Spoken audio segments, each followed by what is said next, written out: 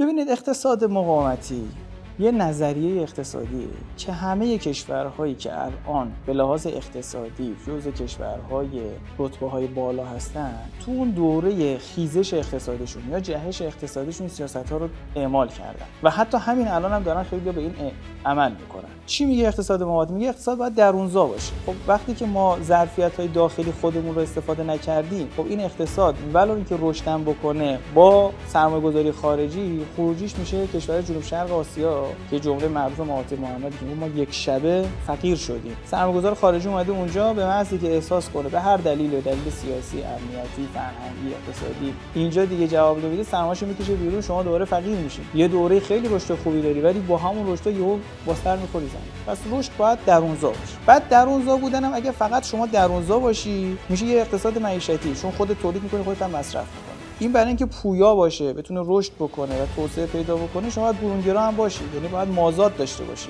چون اساسا اگه مازاد نداشته باشی وارد تجارت خارجی نمیتونی بشی. پس شما باید اقتصاد درونزا باشی، برونگرا هم باشی، یعنی فقط به فکر نیاز مصرفی خودت نباشی، به فکر این باشی که من باید محصولی که تولید می‌کنم صادرم بکنم، بقیه دنیا هم این محصولم رو بتونم تجارت بکنم. شما این سیاست‌های جدی حمایت از تولید داخلی رو توی انگلستان می‌بینید، تو آمریکا می‌بینید، تو آلمان می‌بینید، تو ژاپن می‌بینید، تو چین می‌بینید، تو کره می‌بینید، تو کشورهای مختلفی که جهش پیدا کردن به شدت در اون ابتدای کار از صنایع داخلیشون، از تولید داخلی، از ظرفیت داخلیشون حمایت می‌کرده دولت. حمایت تعرفه‌ای می‌کرده. جنگ تعرفه تو آمریکا رو برید ببینید. 100 سال تو آمریکا جنگ داخلی بین ایالت‌های شمالی و جنوبی سر تعرفه. شمالی‌ها صنعتی بودن، جنوبی‌ها کشاورزی. جنوبی‌ها میگفتن آقا اجازه بده این تجهیزات صنعتی ارزان قیمت از انگلستان و از اروپا بیاد، ما می‌خوایم اینجا کشت و صنعت داشته باشیم. شمالی‌ها میگفتن اگه اونا بیاد ارزان‌تره و کیفیتش بالاتره، ما نمیتونیم باهاش رقابت بکنیم. بعد ما ورشکست میشیم. دولت باید تعرفه‌های سنگین بذاره که اونا نتونن وارد بشن که ما بتونیم رشد کنیم. 100 سال دعوا بود. بعد از اینکه اون صنایع داخلی خودشون به یه قوتی رسید،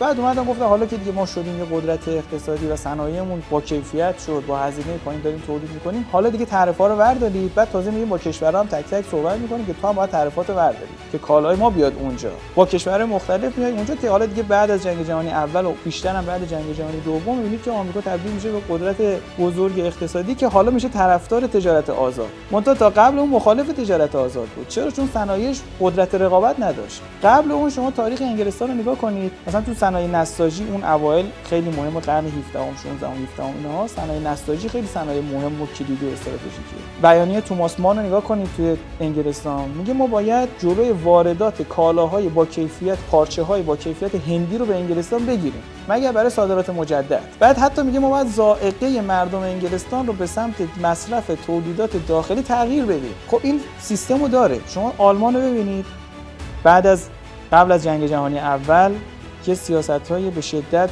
حمایتگرانه داره از تولید داخلیش که تبدیل میشه به یه قدرتی. بعد حالا ماجرای جنگ جهانی اول و دوم هم دعوا سر اون مستعمرات دیگه. آلمان میگه حالا منم یه قدرتی شدم، باید از آفریقا و آسیا و آمریکا و اینا هم به من منافع بدید، جنگ میشه، دعوا میشه. شوروی همینجور، روسیه تزاری کلی زمان میگذره که یه صنایعشو تقویت بکنه که تو جنگ جهانی اول درگیر میشن سر همین مستعمرات. شوروی تو جنگ جهانی دوم خب جدی اینا روی صنایع داخلیشون حمایت میکنن که بعد صنایعشون قابلیت قدرت رقابت پذیری پیدا میکنه. اما تا وقتی که شما قدرت رقابت نداری، برداشتن این موانع تجاری یعنی چی؟ یعنی آین اقتصادهای بزرگ دنیا، این 80-90 میلیون مصرف کننده من مفت و مجانی در خدمت شما مصرف کننده در اختیار من میدی؟ میگه نه که نمیدم. آمریکا حاضره مثلا 300-400 میلیون جمعیتش رو مرزش رو باز کنه که ما وارد بشیم اونجا، محصولات ایرانی با کیفیت بره اونجا. همین الان نسبت به نیروی کار از مکزیک میخواد بیاد، مقاومت وجود داره. خب بازار آزاده دیگه، اجازه بده. وقتی که نیروی کاری و حاضره با دستمزد پایین‌تر کار کنه چرا اجازه نمیدی بیاد؟ خب این که خلاف تجارت آزاده.